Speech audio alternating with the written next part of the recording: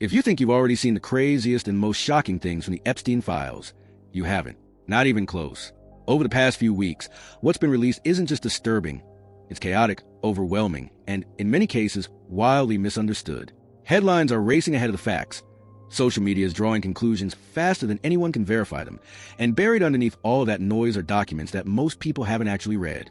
Some of them are genuinely explosive. Others are being exaggerated beyond recognition. And today, we're going to slow this down and look at what actually matters. Before we start, let me be very clear about who I am and what this is. My name is Dr. G. I'm a clinical and forensic psychologist, and I specialize in behavioral analysis and body language interpretation. What you're about to hear is not a psychological evaluation of any individual. That would be unethical and irresponsible. What I am offering are professional opinions based on forensic principles, document reliability, behavioral context, and patterns that emerge when you put these materials side by side. If that's the kind of breakdown you want more of, go ahead and like this video, subscribe, and turn on notifications now, because this is not a one-off. This is a series. And one more thing before anyone jumps to conclusions. This analysis is completely politically neutral. I don't care which side of the aisle you're on. I don't care who you voted for. I don't care whose name makes you uncomfortable. If it's in the documents, we're going to look at it, regardless of political affiliation, wealth, or power. Now, let's talk about scale, because most people still don't grasp what just dropped. We're not dealing with a few court filings or a handful of depositions. We're talking about over 3 million documents. 3 million pages of material released across multiple dumps, including legal records, personal journals, internal emails, photographs, handwritten notes, flight logs, and supplemental attachments. No single journalist, researcher, or investigator has reviewed all of it yet. That alone should tell you how dangerous it is when people claim certainty this early. What makes this release especially complicated is the quality of the material. Some documents are first-hand. Others are copies of copies. Some are contemporaneous notes. Others were written years later. That matters. In forensic analysis, reliability is everything. So throughout the series, I'll be walking you through how to evaluate each type of material. What carries evidentiary weight, what should be treated cautiously, and what should raise immediate red flags. Again, politically neutral, evidence first, no narrative shopping. And now, here's where today's episode gets especially interesting. Hidden inside these releases are journals from the early 2000s, handwritten, partially encoded, and in several places written in a clear cipher. These aren't vague diary entries. They reference locations, timelines, and a couple of dozen different people by name. Today, we're not going to tackle all of them. That would be irresponsible and frankly impossible in one sitting. Instead, we're focusing on two of the most prominent names that keep resurfacing across multiple entries. What makes these journals different is that they're not meant to be read at face value. The cipher isn't particularly sophisticated, but it is deliberate. And in this video, I'm going to show you exactly how it works. Not just tell you what it says, but teach you how to decode it yourself, step by step, so you can actually read along with me. No, trust me, moments. You'll see the process in real time. Later in this series, we'll do a full breakdown of every name that appears in these journals, along with cross-references to other documents in the release. That video is coming. And yes, some of the connections are genuinely shocking. But today is about laying the groundwork, establishing credibility, and starting with the two names that matter most right now. So take a breath. Clear your assumptions. And let's start at the beginning, with the journals no one wants you to read carefully. Before we talk about who is mentioned in these journals, we need to talk about how they're written. Because if you don't understand code, you'll misunderstand everything that follows. The cipher itself isn't high-level cryptography. This isn't military-grade encryption. It's closer to something you'd expect from someone trying to hide meaning in plain sight. The way you read it is a zigzag pattern. You take the first letter of the first line, then you drop down to the second line for the next letter, then you move back up to the first line for the next one, then down again, back and forth, line by line. It's slow reading. It's annoying, but it's not that hard once you get the rhythm. And I want you to actually see this as an investigator, not just listen to my interpretation. An attorney has already gone through and deciphered the entire thing. So we're not guessing here, but I'm walking you through the method so you understand how the conclusions were reached. This isn't trust me, bro. This is watch how it's done. When you read it this way, full sentences emerge, not clean, polished sentences, but clear enough that meaning becomes undeniable. Now, before we go any further, we need to pause and talk about credibility, because some of what's written here is genuinely shocking. And as a forensic psychologist, extreme claims immediately trigger a higher standard of scrutiny. That's not skepticism for the sake of skepticism. That's how professional analysis works. There are two claims in these journals that immediately stand out as extraordinary. The first is that the writer claims she became pregnant by Jeffrey Epstein. The second, and this is where things escalate, is a claim that she was pregnant with both Jeffrey Epstein's baby and Ghislaine Maxwell's baby. Those are not small statements. Those are the kinds of claims that force you to ask a very uncomfortable question. Is this person connected to reality at the time of writing? And I want to be clear, asking that question is not an insult. It's a necessary forensic step. These claims are wild. They are extreme, and they will probably generate a lot of debate. Some people will dismiss everything because of them. Others will believe everything because of the broader context. Neither approach is responsible. My position has to stay professional. I can't tell you with certainty what is true or false here. All I can tell you is what I have in front of me, how it compares to known facts, and what will be required to verify it. Extreme claims don't automatically mean false, but they do require corroboration. And that's the standard I'm holding consistently, no matter whose name appears next. Let's start with the first major political figure mentioned. I N1 decoded passage, the journal reads. It doesn't matter how far away you are, and then it launches into a list of locations. In a plane, on a yacht in New York, in D.C., at the Vineyard, on the island, in Palm Beach. And then comes a phrase that made even the attorney decoding this pause. Even the old president thinking of Chelsea. Now, the language here is deliberately vague. There are no specific sexual acts described. There are no explicit timelines. What is present is implication. And in forensic writing, implication can still be meaningful, especially when paired with identifiers. The phrase, even the old president, is followed by coded language the attorney interprets as indicating inappropriate behavior. The word gross is used repeatedly in this journal to describe actions the writer considers violations. Based on context, location overlap, and surrounding references, the individual being referenced is clearly President Bill Clinton. Again, this is the writer claiming victimization, not a proven fact, not a legal conclusion, a claim. And it's important to note that while the allegation exists, the lack of specificity weakens its forensic strength. Vague allegations are harder to test, harder to corroborate. That doesn't mean they're false. It means they remain allegations without additional evidence. Now we move to the second name, and the way this one appears is very different. The decoded passage begins with a line that reads, I guess it's a royal thing. Gross. Andrew is like his brother in this way. Immediately, that sets a contextual frame. Prince Andrew is already being referenced. Then there's a name that was initially redacted in public-facing versions of the document. But context matters. Nearby, the name Ivana Trump appears. Not pages away. Not loosely referenced. Right there. And then the cipher gives us something fascinating. The redacted name appears as 5 distinct letter blocks. When you apply the zigzag reading pattern, those blocks resolve into letters. 1, 2, 3, 4, 5 at TRUM. P to the full decoded line reads, Trump should not brag because that was yucky. And immediately following that, another line. Does this lady know you can't have any dignity if you've been with him? Ivana Trump's name appears right next to this passage. That proximity matters. In forensic document analysis, adjacency is not accidental, especially in a coded journal. The passage ends with something cryptic and emotionally raw. I know I have none, only Skittles. That last phrase is unclear. It could be metaphorical. It could be trauma language. It could be nonsense. Without additional context, it can't be interpreted definitively. And I want to say this as plainly as possible. The goal of this analysis is not political. I'm not telling you what to think. I'm not advocating for or against anyone. I'm telling you exactly what the document says, how it was decoded, and how it should be evaluated. The journal writer is claiming she was victimized by Donald Trump. That is the allegation present in the text. Where does that leave us? Here's the uncomfortable truth. There is no reason, based on what we know, to believe her claims about Jeffrey Epstein are automatically untrue. We can place her in proximity to Epstein during the years she describes. That matters.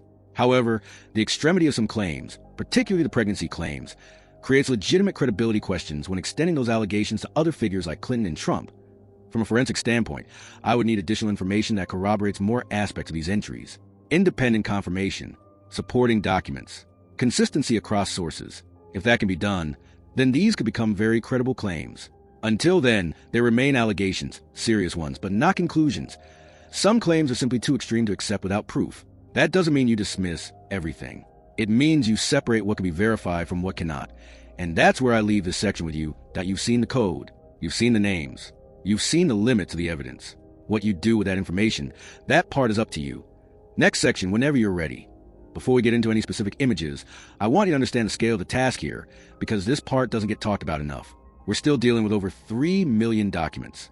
There is no single downloadable folder. There is no neat archive. You can't just click a button and scroll. Every image has to be searched for individually, filtered manually, and opened one at a time. It's tedious, it's slow, and it's exactly why most people aren't doing ITSO when I show you these photos. Understand this. You're not seeing everything. You're seeing the most interesting, the most revealing, and the most psychologically informative examples I found after digging through an absurd volume of material. This is me doing the hard part for you, so we can focus on what actually matters. Point with first patterns that jumps out, and once you see it, you can't unsee it, is Jeffrey Epstein's obsession with massage. And I don't use that word lightly. Over and over and over again, massage comes up in writing, in conversation, in context, in imagery. It's not incidental. It's foundational. From a psychological standpoint, this isn't just a hobby or a preference. His life appears built around fantasies related to massage. I really do believe that. It shows up too consistently, too centrally, and too obsessively to be ignored. And what matters is not the surface-level behavior. It's what that fixation represents. Control, access, power framed as care. This theme will keep coming back as we go deeper, so file that away now. Next, let's talk about people around him, because Epstein didn't exist in isolation. One set of photos that stood out immediately involves Brett Ratner. Ratner is a well-known film director, and more recently, he was involved in a Melania Trump documentary. Ratner has publicly stated that he didn't know Jeffrey Epstein very well. That claim becomes harder to reconcile when you look at the images. These aren't casual, accidental photos. These are close-posed, familiar shots. The kind of pictures you don't usually take with someone you barely know. And this isn't unique to Ratner. There are a lot of pictures of Epstein with a lot of famous people. That's the pattern. He documents proximity. To status point, one of the strangest photos I came across is of Epstein with Michael Jackson. And strange is the right word. Jackson doesn't look pleased. There's no warmth, no ease. But that also fits a broader pattern. Michael Jackson rarely looks happy to be with anyone. His body language often shows withdrawal, hands in pockets, minimal engagement, no sense of comfort. Contrast that with photos of Epstein at equestrian events. There, he looks relaxed. He's posing. He's engaged with the camera. The difference matters. And something else matters too. Many of these photos were taken well after Epstein's 2008 conviction, which tells us that social access didn't stop. The circle didn't collapse. The documentation continued. Now, let's slow down and do what I do professionally. Body language analysis. There's one photo in particular that's deeply revealing. Epstein's hand is pressed hard onto someone's leg. Not resting. Pressed. And notice what's missing. He's not leaning toward them. There's no mutual orientation. There's no affection. There's no warmth. To me, this screams control, not connection. When people touch someone they care about, their bodies move together. Here, the touch exists independently. The person becomes something being acted upon, not interacted with. That's dehumanization. Seeing people as objects, not equals that in a follow-up photo. The dynamic shifts slightly. Now the other person is holding his hand, and Epstein is smiling. But even here, the body language doesn't suggest a genuine connection. It suggests compliance. Someone doing what he wants. Someone he believes he has control over. And this isn't rare. He does this constantly. His hands are almost always on other people. Touching, holding, claiming space. I didn't include dozens more examples because, frankly, they're just kind of gross and redundant. The pattern is clear without oversaturation. From a forensic perspective, the summary is simple. He is not emotionally connected to the people he appears to be connected with. The touch is functional, symbolic, about powered. There's one more obsession worth noting, and it's very different on the surface, but psychologically linked underneath. Epstein desperately wanted to be seen as an intellectual. He surrounded himself with academics, scientists, and thinkers. He hosted lunches. He inserted himself into intellectual spaces. If you read his emails, this becomes obvious very quickly. The problem is that he doesn't come across as quite as intelligent as he wants to be perceived. There's a gap between aspiration and reality, and that gap matters. It often fuels insecurity-driven control. Some of the photos are almost comical, like the ping-pong pictures. They're strange, staged, and telling. And here's something important. He's almost never the one taking the photos. Someone else is always documenting him. That implies employment. Someone whose job was to constantly record his presence, his access, his relevance. Even theme parties, like the Studio 54 event, are meticulously documented. Everything is recorded. Everything is curated. When you put all together, the massage fixation, the control-based touch, the celebrity proximity, the intellectual posturing, a consistent psychological profile emerges. Not chaos, not randomness, control, image, power, documentation. And that context matters deeply as we move into what comes next. Before we look at these images, one important clarification. The photographs involving Bill Clinton that you're about to see are not brand new discoveries. Many of them appeared in an earlier document dump. What's different now is that they've been re-released, placed back into circulation alongside additional material that gives them more context. And I'll be honest, they just fascinate me. Not because they prove anything on their own, but because of what they show emotionally. Look at the sheer joy on Bill Clinton's face in these pictures. Really look, he's not reserved. He's not cautious. He's not distant. He's having the time of his life, jumping around, engaging with everybody. There's a spring in his step that you don't see very often, especially not in public-facing photos of someone who understands optics as well as he does. From a body language perspective, this is about as good a time as he's ever appeared to be having with anyone. And that matters, because we can now compare that emotion displayed directly against his public statements. Clinton has said repeatedly that he didn't know Jeffrey Epstein well, that they went to Africa one time, and that was it, that he only rode on Epstein's plane for convenience. I don't know the guy. Those are his words. But none of that seems true at all when you actually look at the pictures. These aren't stiff, obligatory images. These aren't polite appearances. These are relaxed, joyful, uninhibited moments. And again, context matters. We also see the massage theme reappear. Multiple photos, multiple settings. The same pattern we discussed earlier. At a certain point, the visual evidence starts to contradict the verbal denials. Not legally, but psychologically. Photos don't lie the way people can. They don't reinterpret themselves later. They capture effect, emotional state, in a way statements never do. And here, the effect tells a story that's hard to reconcile with, I barely knew him. Now, let's move to Prince Andrew, because this is where things shift from familiar discomfort to something genuinely unsettling. There's an older photo showing Jeffrey Epstein, Ghislaine Maxwell, and Prince Andrew together. All three are present. All three are positioned deliberately. Even in that image alone, the body language is telling. This isn't incidental proximity. This is familiarity. But then there's another photograph, and this one is difficult to contextualize because there is no context provided. Prince Andrew is standing over a woman's body. And I want to be precise with my language here. Without explanation, it's bizarre. The woman appears horizontal. Andrew is upright. His facial expression isn't playful. It's almost a look of surprise. And no one in the photo seems to be having fun. No one is smiling. There's no laughter, no ease. And the most disturbing part, from an analytical standpoint, is not even the positioning. It's the documentation. Why is this being photographed at all? Why capture this moment? Why preserve it? That question matters, because Prince Andrew has made very specific claims about his behavior. He has stated that he doesn't like to pose for pictures because of his position. He has said plainly that he would never do such things. And yet, here he is, posing, in one of the strangest images associated with this entire case. This is a candid shot. This isn't accidental. It's composed, which directly contradicts his own stated preferences. And when someone's behavior contradicts their expressed values, that's a red flag in forensic analysis. What stands out most is how unique his behavior around Epstein appears to be. This isn't consistent with how Andrew typically presents himself publicly. It's different, off-pattern, bizarre, and that's what makes this evidence so uncomfortable. Not because it conclusively proves anything, it doesn't, but because it undermines the denials. It creates friction between what's been said and what's been captured. And friction is where truth often leaks out. When you put Clinton's visible joy next to Andrew's strange, controlled discomfort, you start to see something important. Epstein didn't interact with everyone the same way. Each relationship had its own dynamic, its own power structure, its own rules. And that brings us to the final question we have to ask. Not just who was there, but why these relationships persisted. Even after everything that should have ended them, one of the more bizarre strands of the Epstein files comes from emails. And while we most have been talking about journals, ciphers, and photos, the emails offer a completely different lens. One that shows personality, humor, obsession, and, at times, outright mockery. One email in particular involves Donald Trump. Epstein sent it to a contact with the subject line, directing them to read the feed. Read my airplane logs of Hawaiian tropic contests. And then comes the story itself. Epstein recounts having his houseman observe Trump walking through a glass door. The phrasing is absurdly detailed, leaving his nose print on the glass. Young women were swimming in the pool. He was so focused he walked straight into the door. On the surface, it reads like physical comedy. Humiliating, almost cartoonish. But in context, it's part of a broader pattern. Epstein repeatedly shared little anecdotes that painted powerful people in a ridiculous light. This story isn't legally significant on its own. It's a window into the way he observed and cataloged behavior. And make no mistake, this is just a tiny snippet. In future content, I'll dedicate an entire video to all the times President Trump is mentioned across emails. Today, we're only looking at one example, but the pattern is consistent.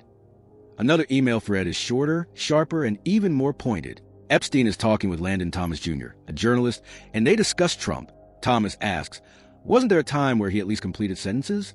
Epstein's response, no, he was always stupid. That's it, 3 words. But the weight is there.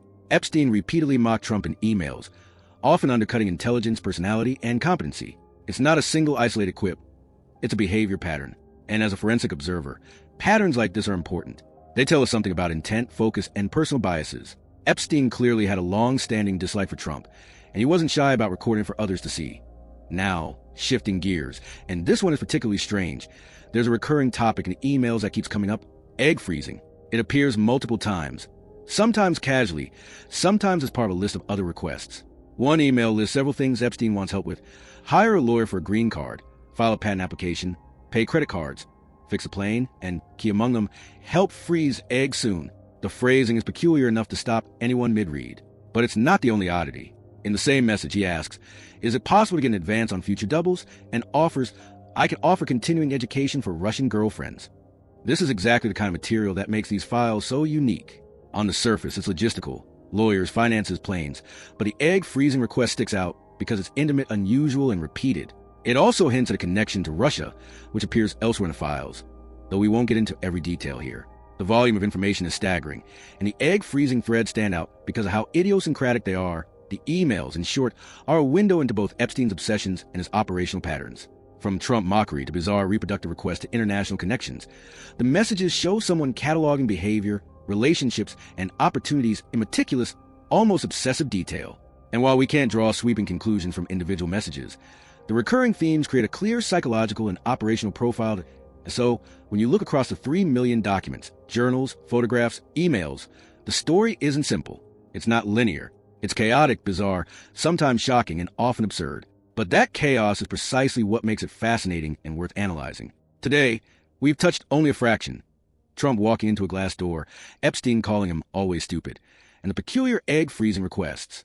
Each of these threads is part of a much larger network of interactions, obsessions, and evidence that stretches across thousands of files and decades of activity. And that's the key takeaway. These files aren't just scandalous because of the names involved.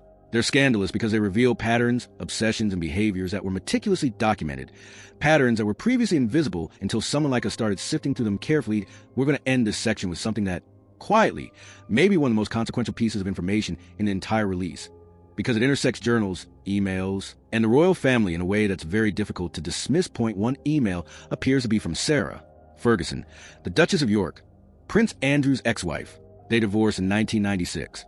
So this isn't a current marital dynamic. This is someone who knew Andrew intimately, socially and personally, for years. And that context matters. The email begins cautiously. Don't know if you're still on this already. There's uncertainty, distance. Then she writes, but heard from the Duke that you have a baby boy. The Duke? Here is Prince Andrew. That's not ambiguous. She continues, acknowledging the lack of contact, even though you never kept in touch. And then, unexpectedly, warmth. I am still here with love, friendship, and congratulations. The message is signed, on your baby boy, Sarah. This matters for several reasons. First, it backs up the idea, introduced earlier in the journals, that Jeffrey Epstein may, in fact, have had a child. Until now, that claim felt extreme, possibly delusional, possibly symbolic. But this email introduces a new data point from a completely different source.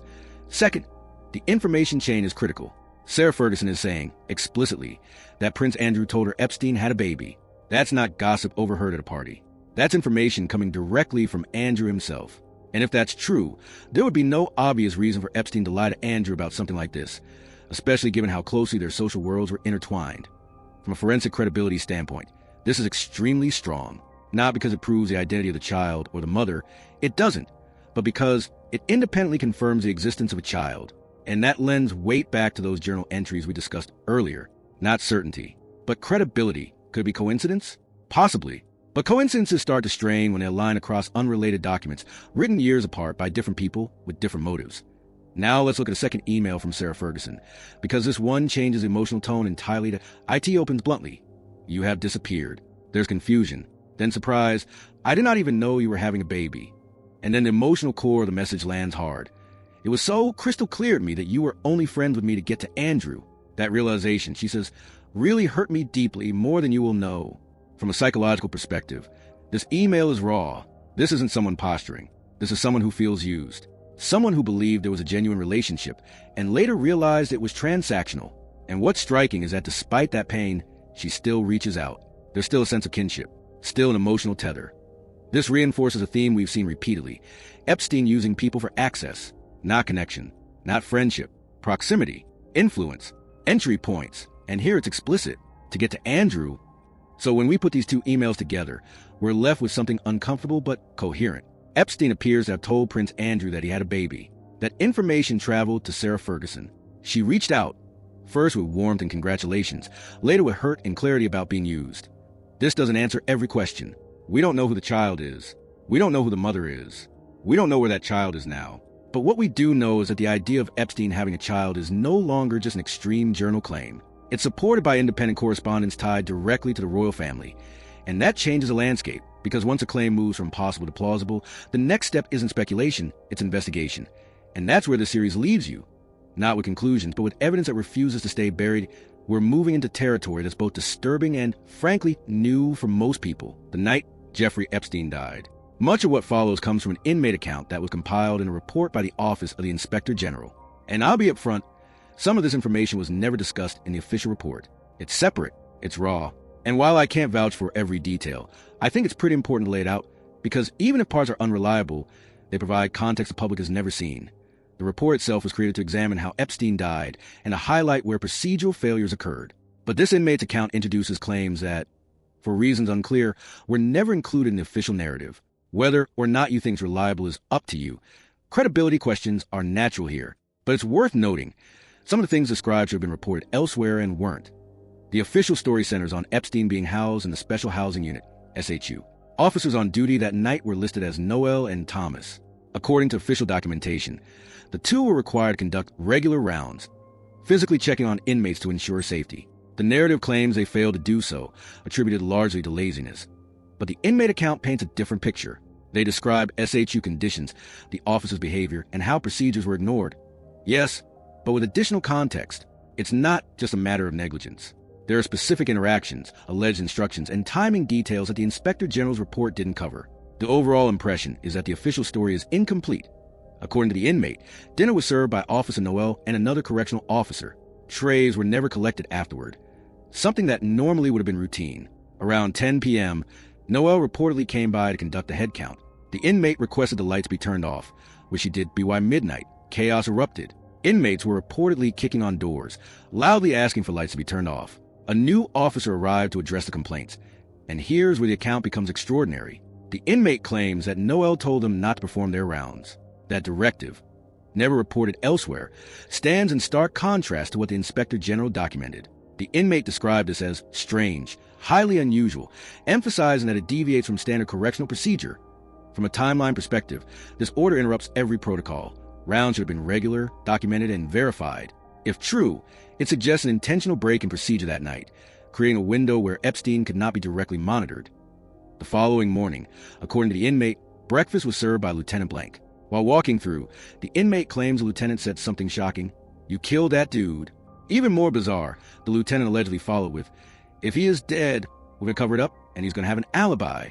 These statements, if accurate, were never included in the Inspector General's report. They introduced the notion of premeditated cover-up and coordination that the official documents do not reflect. The inmate emphasized the wildness of these claims and the novelty. "I had not heard any of this before," they said, noting that it adds layers to the Death Night mystery that haven't been analyzed publicly. The account suggests inconsistencies and omissions at multiple levels: procedural, testimonial, and supervisory. While we cannot take this as proof, it is evidence of additional questions that were left unasked or unreported in official channels. The inmate concludes by noting that further compilation and analysis will be required, promising a deep dive into what happened on that night. Even without full verification, these statements introduce multiple points of tension: unperformed rounds, unusual officer behavior, alleged directives, and the alleged cover-up conversation. This next piece comes from an FBI interview with a prison employee and adds another layer to how unusual the aftermath of Jeffrey Epstein's death really was. According to the interview, when the chief medical examiner arrived at the Metropolitan Correctional Center to transport Epstein's body, there was an immediate problem: the media. Reporters were already gathered outside the MCC, cameras ready, watching every vehicle that moved. The concern, as it's described, was how to move the body without triggering chaos or interference. That's when a plan was initiated. A male OC official, Office of the Chief Examiner, was contacted. The plan was for him to arrive at the loading dock with a black vehicle. But here's where it gets strange. In order to thwart the media, prison staff allegedly created a decoy. They used boxes and sheets to construct what appeared to be a human body. This fake body was then placed into a white OC vehicle, and it worked. The press followed the white vehicle, believing it was transporting Epstein's body. Meanwhile, the black vehicle, carrying the actual body, was able to part the loading dock unnoticed. Now, I want to pause here, because this is a moment where people's minds tend to jump straight to conspiracy. So, let's be clear about what is and is not being claimed. Does this mean there was some elaborate bait-and switch where Epstein was replaced by someone else? Not necessarily. That's not what the interview alleges. What it does say is that deception was intentionally used to misdirect the media. And that alone is significant if this account is accurate. And remember, this comes directly from an FBI interview. It shows that officials were doing things behind the scenes that the public was never told about. They created a fake body. They staged a decoy transport. They intentionally misled the press. Assuming this is actually true, that's a very strange choice. Not illegal, not proof of wrongdoing, but strange. Because once you establish that deception did occur, even for logistical reasons, it naturally raises questions. What else was handled quietly? What other decisions were made that never made it into official summaries? What details were considered too sensitive, too messy, or too inconvenient to disclose? And again, this isn't speculation pulled from social media. This is sourced from an FBI interview. That matters, TOB very clear. The interview does not claim Epstein was replaced. It does not claim the body was fake. It claims a fake body was constructed solely as a media decoy. And that distinction is important. But even with that clarification, this remains an utterly wild claim. Because when you zoom out and look at everything together, the missing rounds, the inmate's account, the alleged cover-up language, and now a confirmed deception operation, a pattern emerges. Not of a single grand conspiracy, but of information being managed, controlled, and selectively revealed. And once you accept that some things were deliberately hidden from public view, it becomes very hard to believe we've been told everything at the very least. This tells us one thing with certainty. There's more to this story than we have ever heard. One of the more unusual aspects of the Epstein files is how consistently they intersect with high-profile celebrities. Not in criminal allegations, but in business, social, and promotional contexts. 2 emails stood out immediately, one involving Leonardo DiCaprio and another involving Bill Gates. This email stands out simply because it's so peculiar. Epstein writes, essentially asking, can you think of anyone in India, China, Japan, etc. that might want the endorsement of Leonardo DiCaprio? He adds additional markets, Russia, cars, and more, emphasizes interest in non-US products for DiCaprio to endorse, all to make some money. Timeline context matters. This was back in 2009. DiCaprio wasn't exactly struggling for jobs, endorsements, or opportunities at that time. He was already globally famous, with numerous projects and personal wealth. And yet Epstein is actively soliciting potential endorsement deals in multiple international markets. From a credibility perspective, the email is straightforward. It doesn't read like a joke. There's no hint of sarcasm or casual chatter. If anything, it reads like someone systematically collecting information to create business opportunities. And it's incredibly strange. Why would DiCaprio need Epstein to identify endorsement opportunities abroad? And why would Epstein, who had a reputation as a social gatekeeper, be attempting to insert himself into that process? Patterns like this repeat across the files. Epstein's connections to celebrities, his access, his management, and sometimes representation don't always make sense. They aren't fully explained by friendship, philanthropy, or even social leverage. In this case, it's purely transactional and international, which to me was once again very shocking. The files also include an email subject line that reads, Alarm Bill Gates, dated October 23, 2011. On the surface, it seems innocuous, but the significance is clear.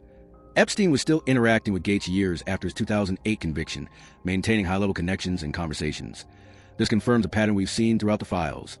Post-conviction, Epstein was not isolated. He continued to cultivate relationships with some of the world's most powerful individuals, often in ways that were strategic, transactional, and sometimes opaque. The Gates email may not specify the nature of their interaction in detail, but it does provide a timestamp confirming the ongoing connection. Taken together, these 2 examples, DiCaprio and Gates, highlight a broader theme of Epstein's reach. He wasn't just a financier or convicted offender. He actively maintained a global network of influence, blending celebrity, wealth, and strategic business opportunities. It's a reminder that when we look at the Epstein files in full, the story is multidimensional. It's not just allegations or journal entries or social photos. It's a complex mix of psychology, access, influence, and opportunity, all meticulously documented and partially hidden in plain sight. International celebrity endorsements, post-conviction elite connections, DiCaprio name shock, Gates' contact timeline, multi-country schemes, and Epstein's mysterious representation practices. As the Epstein files circulated publicly, one topic kept resurfacing again and again: pizza. I've seen a number of people talk about it, analyze it, and in some cases build entire theories around it. The reason is simple. Some of the emails are undeniably strange, written in a way that feels deliberately opaque. Point 1 email, sent from a redacted individual to Jeffrey Epstein, reads, "This is better than a Chinese cookie. See attached." It then follows with a line that launched countless debates. Let's go for pizza and grape soda again. The message ends cryptically with, no one else can understand. Go. No. This is why people focus on it. Not just because it mentions pizza, but because the phrasing feels intentionally exclusionary.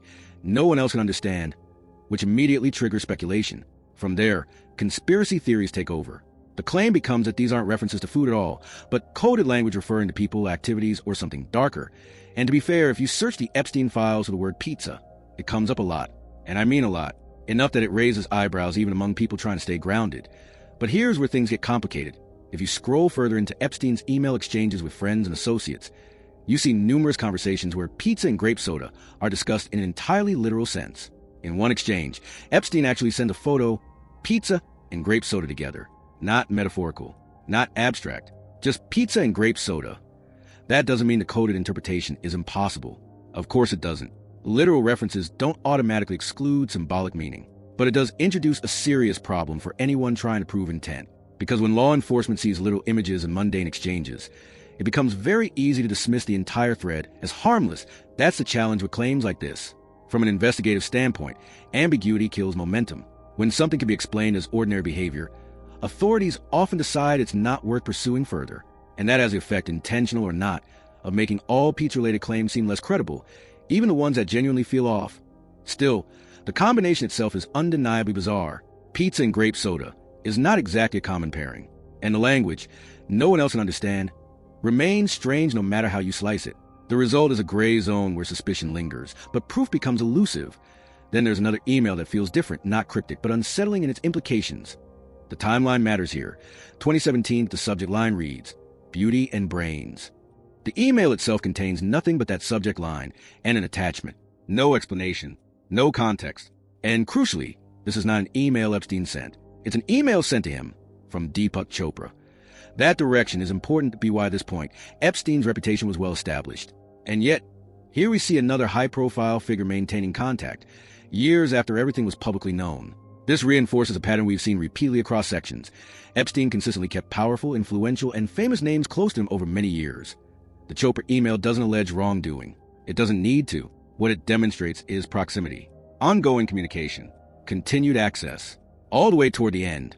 And taken together with the pizza emails, the celebrity connections, the inmate accounts, and the documented deceptions, it leaves us with the same conclusion we've arrived at again and again. The Epstein story isn't just about what we know. It's about how much remains unexplained, obscured, or dismissed as too strange to pursue. And sometimes, the strangest details are the ones hiding in plain sight. Among the many strange threads in the Epstein files is a pattern that's almost disturbingly casual. The word whoops. If you look up the term, you'll find a bunch of unusual emails where Epstein uses in ways that feel, at times, almost incriminating. The sheer volume is enough to make it stand out on its own point. One of the first examples that jumps out involves Mary Kennedy. The email describes her being found dead in her backyard, and Epstein's sole response? Whoops. On the surface, it's shocking, inhumane, almost flippant. Some people have speculated, drawing parallels to Epstein himself, that her death may not have occurred as officially reported. Even if we don't take the speculation literally, the response reads like a cold, almost psychopathic acknowledgement. And oops, that was an accident kind of tone. From a psychological perspective, this aligns with traits often seen in people who lack empathy or remorse. It's not that Epstein caused her death. We can't say that. But the language he chooses, consistent across other emails, demonstrates a pattern of detachment. He repeatedly says whoops in circumstances that could be interpreted as incriminating, highlighting a casual disregard for life, responsibility, or perception. Here's another, far more disturbing example. In this email, someone writes to Epstein, I give you permission to kill him. Contextually, the person is allegedly frustrated, noting that he lied to you and he lied to me. Epstein's reply, whoops, no one else will lie to you and get away with it from me. No one. Then, a second response. Whoops is correct. At first glance, it reads like two men exchanging heated messages about deception. But closer examination reveals something stranger. The name behind the request is actually a woman, not a man. That twist adds a new layer of tension, making the exchange feel more literal, more sinister, and far more personal. From a professional standpoint, this email is chilling.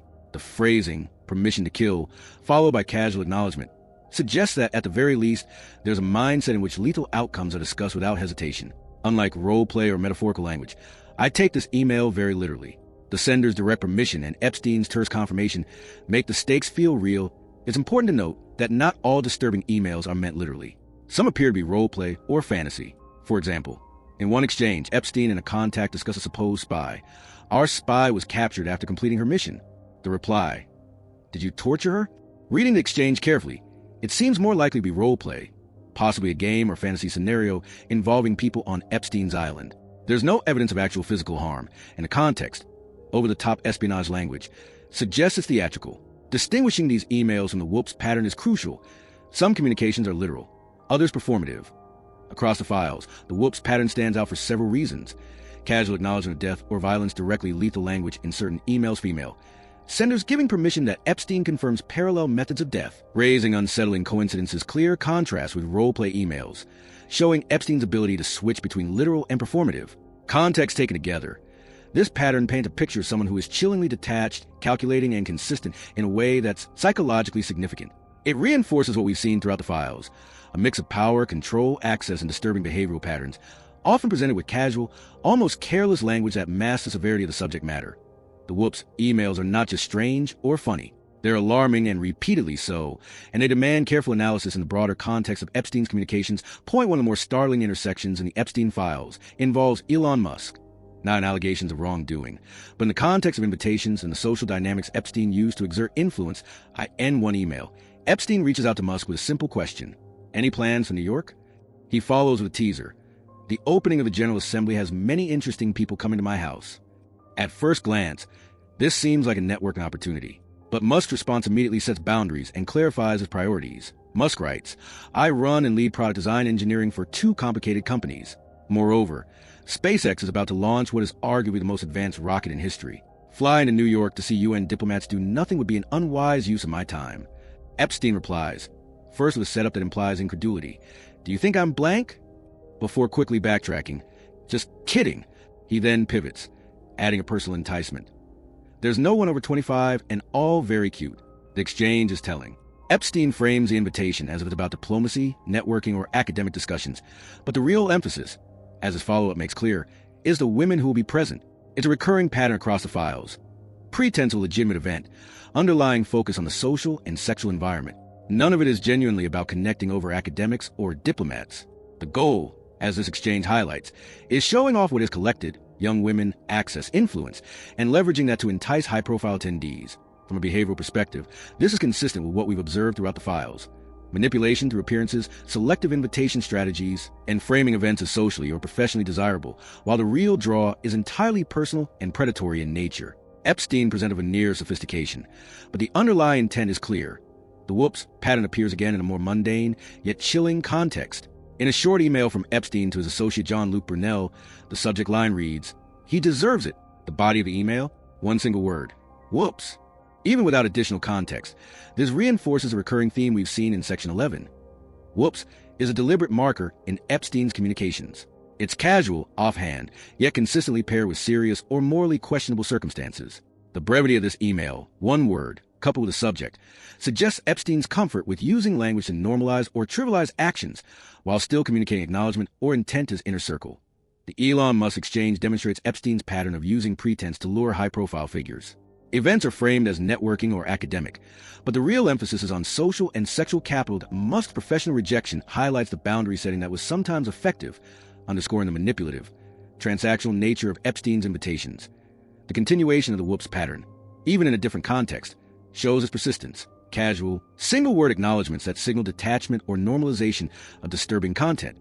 Across both examples, the files reveal the same behavioral traits we've documented repeatedly: strategic pretense, objectification, and a cold, calculating communication style. In short, these communications with prominent figures like Musk and continued casual use of whoops aren't isolated anomalies. They fit into the broader pattern of Epstein's behavior. Influence through social manipulation, meticulous attention to appearances, and a chilling detachment from morality here include Elon Musk involvement, SpaceX reference, UN diplomat's excuse, all very cute comment, academic pretense exposed, collected women, and another whoops email, reinforcing a recognizable pattern in Epstein's communications. Some of the Epstein files reveal interactions that are simultaneously bizarre and deeply personal, particularly when it comes to his medical obsessions. Across multiple emails and communications with his physician, patterns emerge that are unusual, obsessive, and at times concerning point one email stands out for its sheer peculiarity. Epstein writes to the physician, Are you also the person these girls should go to freeze eggs or rose and wax? He follows up with questions about the hospital affiliation. Which hospital are you associated with and what group? At first glance, it seems clinical, even innocuous, but the pattern recurs repeatedly across his communications. This isn't a one-off inquiry. Epstein appears invested in the logistics, medical oversight, and follow-through, which raises a critical question. Why is he taking responsibility for arranging egg freezing for these women? The files don't provide an explicit answer. It could be framed as some kind of benefit to those around him or a way to maintain influence. But the emails themselves offer no explanation. Regardless, the frequency is remarkable. The topic comes up over and over again, indicating a genuine preoccupation. From a professional perspective, it's worth noting how unusual this is. Egg freezing is a medical procedure with serious ethical and personal considerations. For one individual to repeatedly coordinate this for multiple women suggests both a high degree of control and an obsessive focus on their reproductive autonomy. For reasons that remain opaque, this thread alone could be earmarked for further analysis. Another striking pattern involves Epstein's attention to his own physical appearance, specifically a lip that he believed was swelling. Multiple emails to his physician included photos of his face in various expressions, all highlighting this concern. The volume is striking. Dozens of photos, sometimes taken in quick succession, documenting subtle changes in his appearance. From a psychological standpoint, this demonstrates fixation, a hyper-focused attention on a minor bodily anomaly, combined with frequent reassurance seeking from a medical professional. While it may seem trivial, it forms part of a broader behavioral picture. Epstein meticulously documented not just social interactions, but physical and medical details, often obsessively. Finally, the files include discussions of more serious medical issues. In particular, Epstein tested gonorrhea positive. His emails with the physician discuss multiple rounds of antibiotic treatment. With careful attention to efficacy and side effect, he clearly took these treatments seriously, frequently communicating about a condition and monitoring progress. The volume of correspondence around STDs is also indicative of the risks inherent to his high-risk sexual behavior. With so many partners over time, exposure was inevitable, and these records demonstrate both the consequences and the effort to manage them. It's a stark reminder that alongside the social, legal, and psychological aspects of the Epstein files, there's also a medical dimension. Health concerns, obsessive monitoring, and repeated consultations show another facet of his life, one that intersects with his social and sexual networks in ways that are both unusual and revealing. Epstein repeatedly involved his physician in egg freezing logistics, suggesting obsessive control over others' reproductive decisions.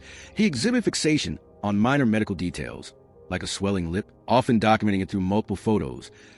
He had STDs, specifically gonorrhea, requiring multiple rounds of treatment, which aligns with a known volume of sexual partners. Taken together, these communications reveal a pattern of medical preoccupation, high-risk sexual behavior, and obsessive documentation. Even in the most clinical emails, the files reinforce the broader behavioral patterns we've seen throughout the series. Control, obsession, and meticulous attention to detail, whether it's social, sexual, or medical. Egg freezing mystery, medical consultations, gonorrhea diagnosis, multiple antibiotics, swollen lip obsession, facial expression photos, sheer volume of partners, and physician relationship. Hopefully, this has helped you better understand more of the strange, bizarre, and shocking Epstein files that we've been exploring in this series. Even after 14 sections, we're still only scratching the surface. There is so much more to cover, and every day it seems like another piece of information emerges that challenges what we thought we knew. That I'm planning multiple deep dives moving forward. Videos focused specifically on President Trump, Prince Andrew, and a host of others mentioned throughout the files. These are just the beginning.